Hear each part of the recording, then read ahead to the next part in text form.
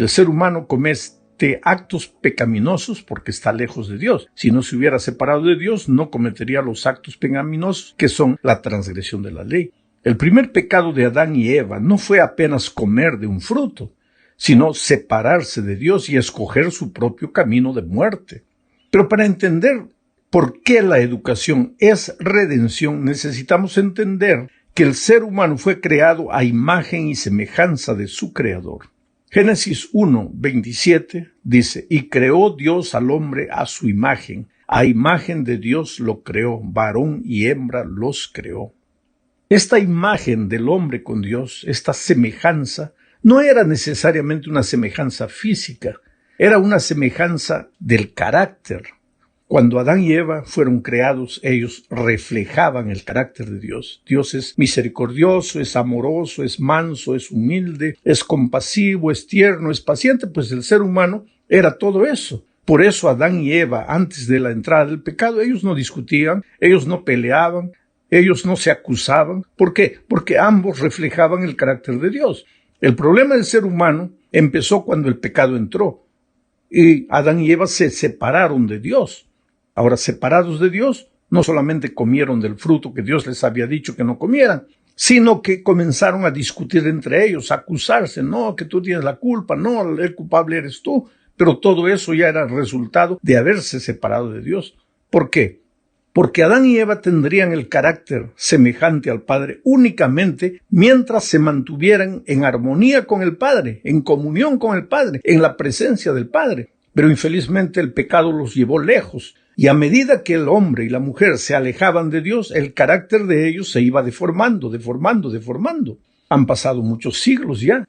Hoy, la verdad es que el carácter del ser humano es una caricatura del carácter de Dios, completamente distorsionado. Entró el egoísmo, el orgullo, la mentira, la envidia, la rabia, la ira, la maledicencia. Todo eso ya es consecuencia del carácter deformado del ser humano. Ahora, a ese ser humano con carácter deformado, tú le puedes dar toda la instrucción necesaria, todas las instrucciones profesionales necesarias. Ese hombre puede llegar a la cumbre del conocimiento humano, puede volverse un gran profesional, pero si su carácter no ha sido transformado, toda la instrucción que ha recibido no le va a servir de nada, porque va a ser incapaz de construir un hogar feliz, va a ser incapaz de relacionarse bien con las personas. Hoy día, las grandes empresas buscan no tanto un profesional competente solamente en el aspecto profesional, sino un profesional que sepa relacionarse bien. A eso le llaman inteligencia emocional. Un profesional que tenga inteligencia emocional. Yo le diría un profesional que tenga buen carácter, cuyo carácter se parezca al carácter de Dios. Un profesional que sea altruista, que inspire, que sea paciente, que sea firme, equilibrado.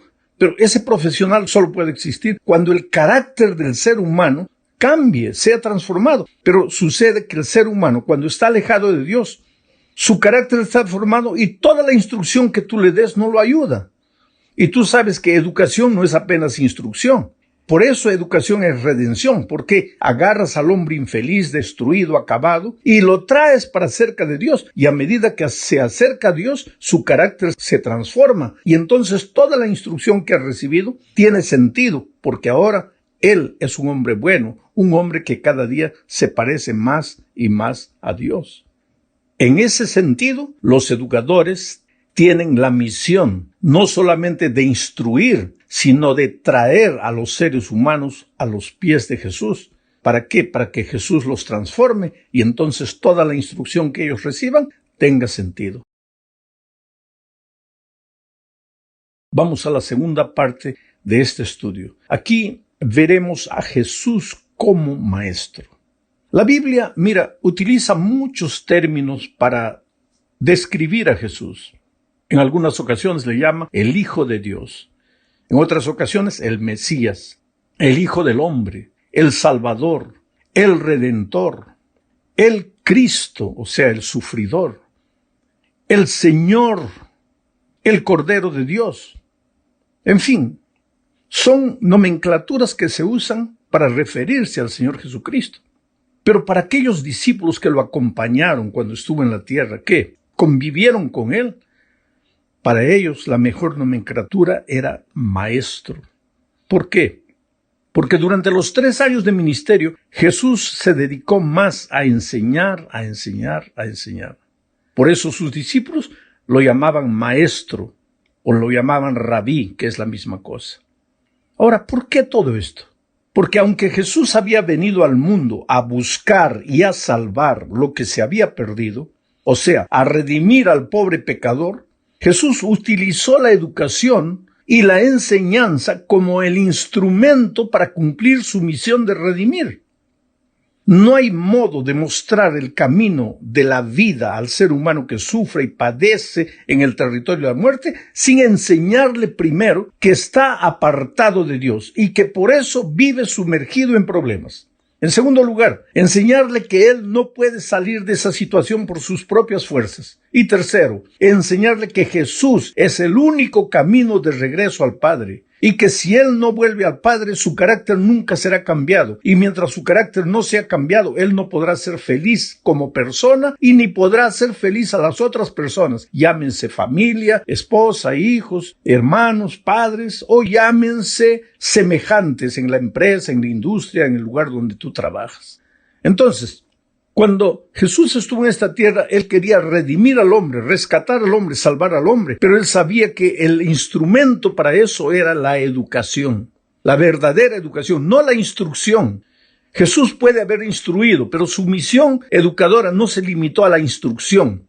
Se limitó a mostrarle al ser humano que necesitaba de Jesucristo, que necesitaba de Dios, que debía venir a él. Y la mayor obra práctica de la enseñanza de Jesucristo fue la vida de Juan, el hijo del trueno. Llegó a Jesús con su carácter deformado, pero cuando lo encontramos en la isla de Patmos ya anciano, ya no le dicen el hijo del trueno, le dicen el discípulo del amor, porque había sido cambiado. Porque el resultado final de la educación, de la verdadera educación, es la transformación del ser humano. Ahora, muchos años antes de que naciera Jesús de la Virgen María, el profeta Isaías ya había anunciado la misión redentora y educadora de Jesús. Voy a leer Isaías 11, 1 al 3, comentando. Dice, saldrá una vara del trono de Isaí. Esa vara del trono de Isaí era Jesús. Saldrá una vara del trono de Isaí y un vástago retoñará de sus raíces. Se está refiriendo al Mesías, a Jesús. Y reposará sobre él, sobre Jesús, el Espíritu de Jehová. ¿Y en qué consiste el Espíritu de Jehová? Isaías sigue describiendo, espíritu de sabiduría y de inteligencia, espíritu de consejo y de poder, espíritu de conocimiento y de temor de Jehová. Todo eso es educación. Sabiduría, inteligencia, consejo, poder, conocimiento, temor, todo eso es educación.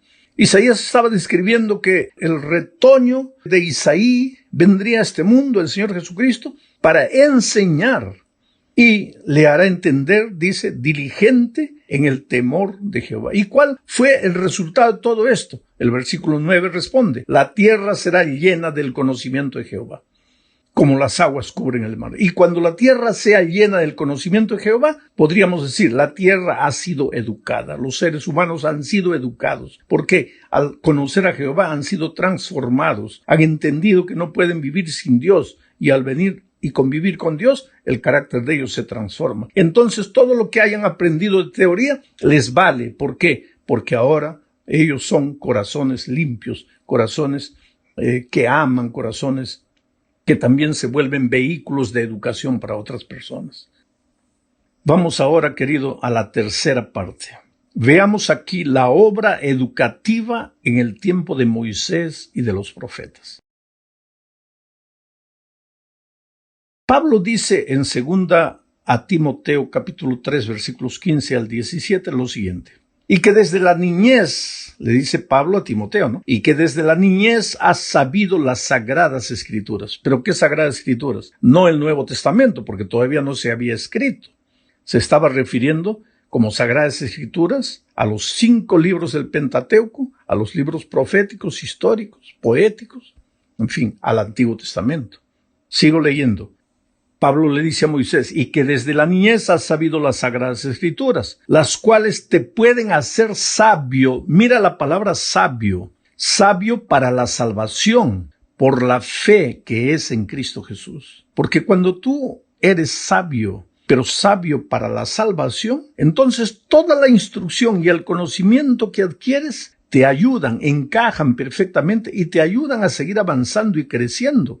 Pero si toda la instrucción que recibes cae en un corazón contaminado por el pecado, en un corazón egoísta, mentiroso, orgulloso, entonces todo lo que has aprendido te vale de nada o te vale de poco. Ahora Pablo sigue diciendo, toda la Escritura es inspirada por Dios. ¿Y para qué? Útil para enseñar, para redarguir, o sea, para traer de vuelta, para restaurar, para corregir, para instruir. ¿Pero instruir en qué? En justicia, no solamente en el ramo diferente del conocimiento humano, sino en la justicia. Instruir en justicia. ¿Y para qué? A fin de que el hombre de Dios perfecto sea enteramente preparado para toda buena obra. Quiere decir, el ser humano solo está preparado para hacer cosas buenas cuando ha sido instruido por la palabra de Dios. Y para ser instruido por la palabra de Dios, él tiene que aceptar a Dios, tiene que venir a Dios, tiene que mantener una vida de comunión con Dios. Y la misión de los educadores es esta, traer a los seres humanos, traer a los alumnos a los pies de Jesús, enseñarles que además de todo el conocimiento humano, necesitan conocer la palabra de Dios, porque ese es el camino para llegar a una vida plena de victoria. Sabes, los escritos de Moisés son conocidos hoy día como la Torá o la ley. ¿Por qué la ley? Tal vez porque hay muchas leyes en estos 5 libros. Sin embargo, la Torá significa literalmente enseñanza o instrucción. Las leyes presentadas en la Torá tenían como objetivo traer al ser humano descarriado de nuevo a los brazos del Padre y enseñarle a andar con Dios. O sea, esta era la verdadera educación. Ahora, los siguientes libros, los libros poéticos como Salmos, los libros históricos, los libros proféticos, muestran de qué forma los seres humanos a lo largo de la historia se dejaron enseñar o no. La Torá traía la instrucción. En los otros libros se muestra cómo los seres humanos, algunos aceptaron las enseñanzas de la Torá, las aplicaron a su vida y fueron felices. Y otras historias nos muestran cómo algunos rebeldes, a pesar de que tenían el conocimiento de la Torá, no obedecieron, no siguieron su propio camino y el futuro fue para ellos la muerte, la desgracia, la tragedia, no solo de ellos, sino de su familia. Vamos ahora a la cuarta parte de este estudio. Hablemos aquí de los sabios. Mira, sabiduría no es instrucción. Sabiduría consiste en saber usar la instrucción. Puede haber un hombre muy instruido, pero un necio. Y puede haber un hombre poco instruido, pero sabio, porque sabe usar lo poco que sabe. La verdadera educación te hace sabio porque te conduce a Dios. Y Santiago dice que si alguien tiene falta de sabiduría, pues debe pedirla a Dios. Entonces, si tú quieres educar de verdad, tienes que llevar al ser humano a Dios para que reciba de Dios la sabiduría. Al hablar del tema de la sabiduría necesitamos hablar de Salomón. Al principio de su reinado se le presentó Dios una noche en Gabaón. Leamos primera de Reyes capítulo 3 versículos 5 y 9. Dice, y se le apareció Jehová a Salomón en Gabaón una noche en sueños y le dijo Dios, pide lo que quieras que yo te dé. Y entonces Salomón responde en el versículo 9, da pues a tu siervo corazón entendido para juzgar a tu pueblo y para discernir entre lo bueno y lo malo. Porque ¿quién podrá gobernar tu pueblo tan grande? Interesante, dame sabiduría. En hebreo la palabra yokmaj, dame yokmaj. ¿Quiere sinónimos de sabiduría? Prudencia, equilibrio, sensatez, sentido común. Y tú sabes que a la mayoría de los seres humanos lo que nos falta es eso. Sensatez. ¿Cuándo hablar lo que debemos hablar? ¿Cuándo callar?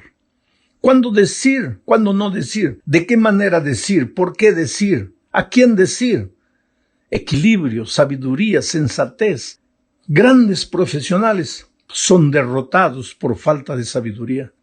Grandes hombres instruidos con títulos académicos, con títulos doctorales, No han aprendido a ser sabios porque en la universidad no te enseñan a ser sabio, te dan instrucción, te enseñan a ser un buen profesional. La sabiduría viene de Dios. Si quieres ser un hombre sabio, tienes que ir a Dios, tienes que convivir con Dios, con su palabra, y entonces tú vas a aprender a ser un hombre justo, equilibrado, sensato, en fin, un hombre sabio. Salomón pidió sabiduría a Dios. ¿Y qué pasó con Dios? Pues Dios les dio la sabiduría. Primera de Reyes, capítulo 4, 29 al 34, dice, y Dios dio a Salomón sabiduría y prudencia muy grandes y anchura de corazón como la arena que está a la orilla del mar. Era mayor la sabiduría de Salomón que la de todos los orientales y que toda la sabiduría de los egipcios. Aún fue más sabio que todos los hombres y fue conocido entre todas las naciones de alrededor. Y compuso 3000 proverbios y sus cantares fueron 1005. También disertó sobre los árboles, desde el cedro del Líbano hasta el hisopo que nace en la pared. Asimismo disertó sobre los animales, sobre las aves, sobre los reptiles y sobre los peces. Y para oír la sabiduría de Salomón venían de todos los pueblos y de todos los reyes de la tierra, a donde había llegado la fama de su sabiduría. Mira, cuando Dios le dijo a Salomón, pídeme lo que quieras, yo te lo daré, podría haber pedido dinero, podría haber pedido poder, podría haber pedido salud, lo que quiera. Pero él dijo, dame sabiduría. Dios le dio sabiduría y con la sabiduría vino el dinero, vino la fama, vino el poder, vino todo. Pero el poder no lo mareó. El poder en sus manos fue usado para el bien de sus súbditos. Y toda la gente de diferentes lugares venía. Pero todo esto sucedía mientras Salomón vivía una vida de comunión con Dios. Porque la sabiduría viene de Dios. No es que Dios te da sabiduría y se va. Y ahora tú con la sabiduría que recibiste de Dios solito puedes vivir. No es así. Porque cuando Salomón se separó de Dios, ahí su sabiduría se acabó. Se metió en serísimos problemas y cayó feo en la vida de pecado. Cayó feo, cayó hondo. Gracias a Dios, el Señor lo rescató, porque la gracia de Dios nunca te abandona. Lo rescató y entonces Salomón volvió a ser un hombre sabio. Llegamos ahora al fin de este estudio hablando de la educación en la iglesia primitiva. El maestro en la iglesia primitiva ya no fue Jesús, porque Jesús se fue al cielo. Fue el Espíritu Santo, el maestro, el Espíritu. Pero ¿cómo trabaja el Espíritu en la vida de los seres humanos? A través de la palabra escrita. Por eso es que los hermanos, miembros de la iglesia primitiva, pues estudiaban la palabra de Dios para ser enseñados por el Espíritu. Hoy día a veces la gente deja de lado la Biblia, deja de lado la palabra de Dios y quiere místicamente que el Espíritu Santo le hable, le diga cosas. No, el Espíritu no trabaja así. Quiere decir, puede trabajar cuando quiere, porque quiere, donde quiere, con quien quiere. Pero generalmente el Espíritu habla y trabaja con todos a través de la palabra escrita. No cierres la Biblia para tratar de oír la voz del Espíritu. Trata de oír la voz del Espíritu a través de la palabra de Dios. ¿Y cuál era el tema de enseñanza en la iglesia primitiva? El tema era Jesús. Pablo dijo, me he propuesto no predicar a otra cosa, sino a Cristo y Cristo crucificado. Era el centro de la enseñanza de la iglesia primitiva. ¿Y cuál era el propósito de la enseñanza? ¿Por qué ellos querían ser enseñados por el Espíritu acerca de Jesús? ¿Por qué? Pablo en 2 Timoteo, capítulo 2, versículos 15 y 16 explica, procura con diligencia presentarte a Dios aprobado, como obrero que no tiene de qué avergonzarse, que usa bien la palabra de Dios. Mas evita profanas y vanas palabrerías, porque conducirán más y más a la impiedad. Aquí está. Pablo dice, el propósito de la educación en la iglesia primitiva era presentar delante de Dios seres humanos aprobados. ¿Pero aprobados en qué? En el conocimiento de la palabra de Dios. Porque si tú dejas la palabra de Dios a un lado, todo lo demás es profana y vana palabrería, que te conducirán más y más hacia la impiedad. Entonces, vuelvo a repetir un concepto que ya dije otras veces. La verdadera educación no se limita a instruir, Nuestros profesores en nuestras escuelas, colegios, universidades no pueden limitarse únicamente al currículum académico que viene del gobierno. Tienen que ir más allá. Por eso tenemos escuelas. Porque si era para seguir solo el currículum del gobierno, entonces pues cualquier escuela sería suficiente. No tendríamos necesidad de